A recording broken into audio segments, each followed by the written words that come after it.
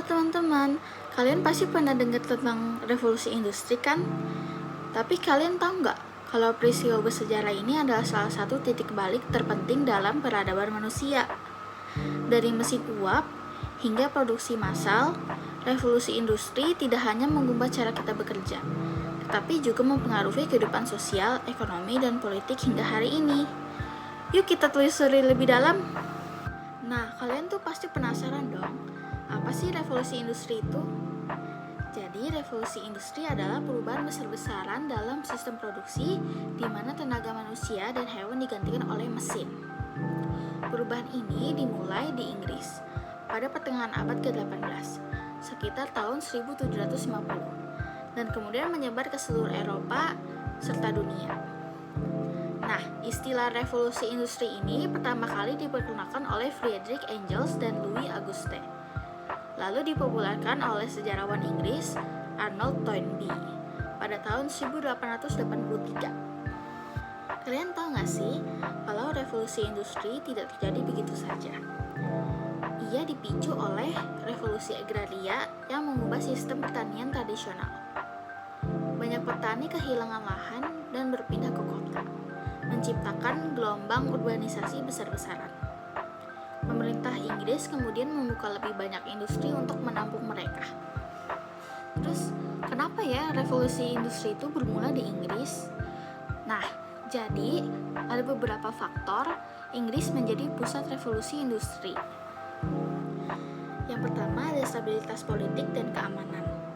Keadaan politik saat itu stabil dan tidak ada perang besar di dalam negeri. Yang kedua, kekayaan sumber daya alam. Batu bara dan biji besi melimpah. Yang ketiga, koloni yang luas, menyediakan bahan mentah dan pasar baru. Yang keempat, perkembangan sains dan teknologi. Banyak penemuan baru seperti mesin uap. Yang kelima, sistem hukum yang mendukung. Perlindungan hak paten mendorong inovasi. Yang keenam, urbanisasi massal. Tenaga kerja melimpah di kota-kota industri. Yang ketujuh, permintaan pasar yang tinggi. Dorongan untuk produksi massal. Nah, teman-teman, revolusi industri ini ada dua fase. Fase yang pertama itu terjadi pada tahun 1760 sampai 1840. Pada fase pertama, perubahan berfokus pada bidang tekstil lewat penemuan alat pemintal benang. Alat pemintal benang pertama dibuat oleh James Hargreaves tahun 1767 dan diberi nama spinning jenny. Alat pemintal benang disempurnakan oleh Richard Arkwright dengan membuat alat pemintal yang bertenaga air serta mampu menghasilkan benang lebih halus dibanding hasil benang spinning jenny. Selain produksi alat pemintal benang, produksi benda-benda industri juga berubah karena munculnya mesin uap. Kemunculan mesin uap terinspirasi dari mesin pemompa air ciptaan Thomas Newcomen. Mesin yang menggunakan tenaga uap tersebut dimodifikasi menjadi lebih efisien oleh James Watt, yaitu bapak revolusi industri. Mesin yang dibuat oleh James Watt ini akhirnya memicu munculnya kereta api penumpang yang ditemukan oleh George Stephenson dan kapal uap buatan Robert Fulton. Ada 3 tahapan revolusi industri. Yang pertama, domestic system atau home industry. Pada tahap ini, produksi masih di rumah pemilik. Pekerjanya di bawah 10 orang. Jumlah barang yang diproduksi sesuai pesanan dan upah berdasarkan jumlah barang yang dibuat. Yang kedua, ada manufacture system. Pada tahapan ini, produksi di belakang rumah pemilik. Pekerjanya puluhan, jumlah barang yang diproduksi di luar pesanan. Dan tempat jualnya itu di depan rumah. Dan yang terakhir, factory system. Pada tahapan ini, produksinya di luar rumah. Pekerjanya ratusan lebih, jumlah barang yang diproduksi jauh lebih banyak dari pesanan, dan produksi didistribusikan ke berbagai tempat. Dan sekarang kita akan membahas tentang revolusi industri kedua yang terjadi tahun 1860 sampai 1914. Nah, revolusi industri kedua ini disebut juga revolusi teknologi. Revolusi teknologi ditandai dengan produksi massal baja dan besi, listrik dan mesin berbasis listrik, dan perkembangan rel kereta api dan industri kimia.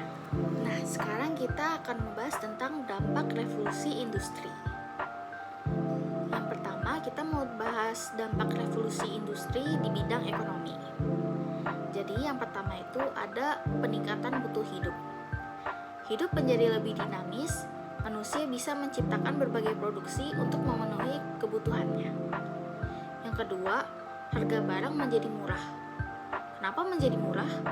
Karena memproduksi dengan mesin lebih efisien dan tidak memerlukan waktu yang lama dibandingkan memproduksi dengan alat-alat tradisional. Dan yang terakhir, pengusaha kecil gulung tikar. Nah, sekarang kita akan bahas ke dampak sosial. Jadi, yang pertama itu meningkatnya urbanisasi ke kota-kota industri. Nah, urbanisasi ini membawa dampak negatif, yaitu upah buruh kecil, tetapi jam kerjanya banyak. Jam kerjanya bisa 16-18 jam. Lalu penduduk kota menjadi padat sehingga muncul pemukiman kumuh atau slum area. Persaingan kerja semakin ketat sehingga banyak pengangguran. Lalu timbul kemiskinan, kriminalitas, dan pelacuran karena tidak punya pekerjaan dan keahlian. Lalu ada eksploitasi anak-anak yang kerja di pabrik sehingga muncul banyak undang-undang. Dan yang terakhir ada kesenjangan ekonomi. Nah, dampak sosial yang kedua itu ada revolusi sosial. Revolusi sosial ditandai dengan keluarnya undang-undang. Undang-undangnya adalah yang pertama Catholic Emancipation Bill. Undang-undang ini menetapkan hak yang sama bagi umat Protestan dan Katolik untuk menjadi pegawai negeri dan anggota parlemen. Lalu yang kedua ada Abolition Bill. Undang-undang ini berisi penghapusan sistem perbudakan di daerah jajahan Inggris. Yang ketiga ada Factory Act. Undang-undang ini menetapkan perlindungan anak dari eksploitasi industri. Lalu yang terakhir ada Poor Law. Undang-undang ini berisi pendirian rumah-rumah bagi pengemis dan pengangguran. Lalu kita akan bahas dampak politik. Yang pertama, munculnya kapitalisme. Kapitalisme merupakan aliran di bidang ekonomi yang berpendapat bahwa untuk meningkatkan pendapatan perlu ditunjang dengan jumlah modal yang besar. Yang kedua, ada imperialisme modern. Kapitalisme dan industrialisasi menjadi dasar bagi praktek kolonial dan imperialisme modern. Lalu yang ketiga, lahirnya sosialisme. Sosialisme lahir sebagai reaksi terhadap revolusi industri yang berkembang akibat liberalisme. Industrialisasi telah memunculkan praktek kapitalisme yang lebih mementingkan individu serta milik modal dan mengesampingkan kaum buruh yang merupakan bagian terbesar dari masyarakat. Oleh karena itu, sosialisme berusaha mewujudkan kemakmuran bersama melalui usaha kolektif yang produktif di bawah kendali dan campur tangan pemerintah. Nah, revolusi industri juga mempengaruhi Indonesia melalui industrialisasi di sektor perkebunan. Perkebunan tebu, kopi, dan karet berkembang pesat. Lalu pembangunan jalur kereta api, khususnya di Pulau Jawa untuk angkut hasil bumi. Lalu yang terakhir, imperialisme modern Belanda. Politik pintu terbuka memungkinkan investasi asing.